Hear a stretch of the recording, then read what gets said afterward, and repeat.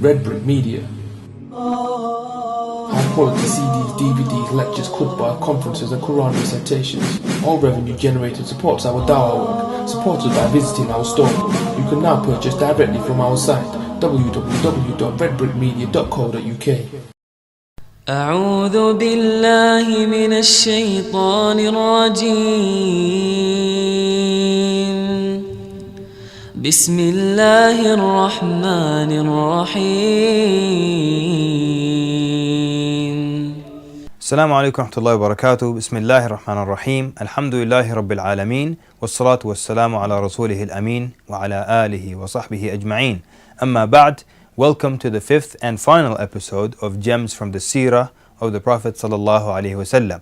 Today we're going to talk about another incident, something else that we all know, we've all heard of. The Prophet sallallahu alaihi wasallam, before he moved and made the hijrah to Medina, he sent one of the companions to start doing some da'wah and doing some work in Medina, almost like to prepare the soil or to prepare the land for the Muslims to arrive.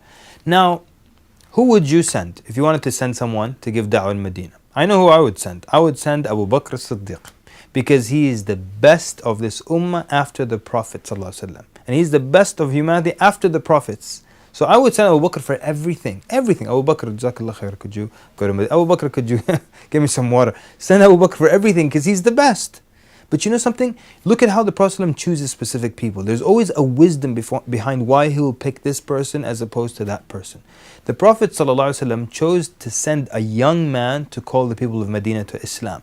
This young man, his name was Mus'ab ibn Umair. Mus'ab ibn Umair, a young man, he sent him to give da'wah to people in Medina.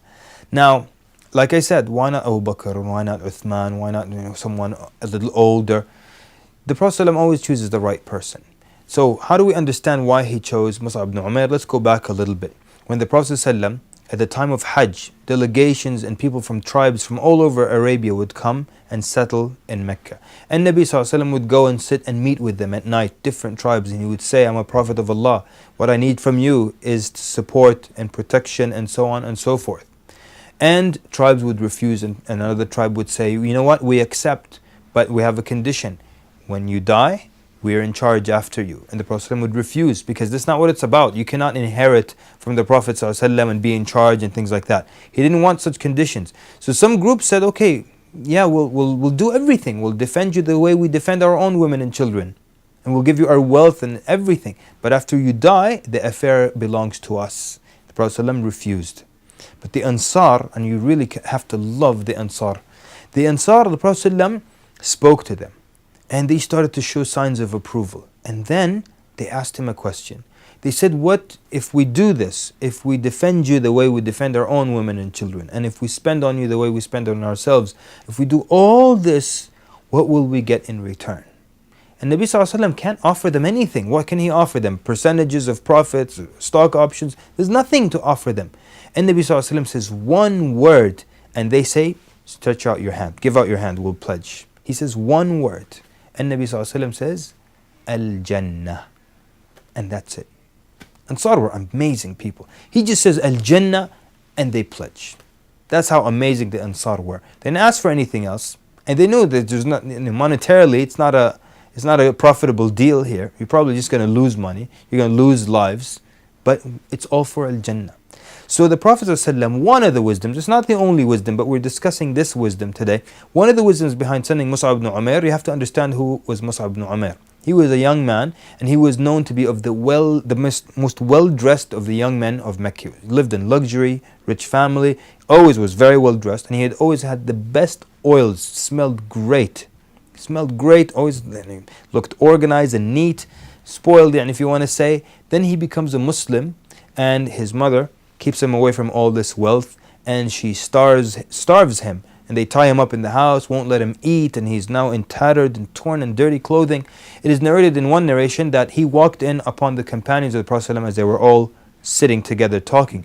They looked at him, and then they all looked down and they all shed tears from how he looked before and after. And why did he look like this after? Because he said, Rabbi Allah, Allah is my Lord. So that broke their heart. So part of the wisdom of sending them this man, you are doing everything for Al-Jannah. And he's sending them someone who lost all of the dunya for the sake of Allah. So it's like the best reminder to them. You're doing this for Al-Jannah. We're not getting any profits. The young man I'm sending you, he lost all the materialism and all the things of the dunya, and he's also doing it for Al-Jannah. So Nabi Sallallahu Alaihi Wasallam, as usual, chose the best man for this job, and he always picks the right man for the position. You know something? We'll leave you with something. Another question. We know the Prophet ﷺ, when he went to Bayt al-Maqdis, before he ascended up to the heavens, he rode on an animal known as the buraq. This is an animal that came from the heavens with Jibreel alayhi salam. Jibreel spoke to it, and it understood, and it knew that this was the greatest man to ride on it, and so on and so forth. But when they arrived to Bayt al-Maqdis, the hadith specifically says that the Prophet ﷺ tied the buraq to the post. Why did he tie the buraq? And this is not an animal that, an unruly animal that's from this dunya. It's an animal that came with Jibreel, traveled through the heavens, understood language. You know it's not going to run away to check things out on earth. You know it's not going to run away to eat from some herbs or from the bushes or something like that. So why did the Prophet still tie it down? You know what?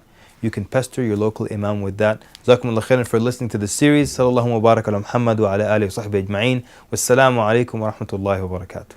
أعوذ بالله من الشيطان الرجيم بسم الله الرحمن الرحيم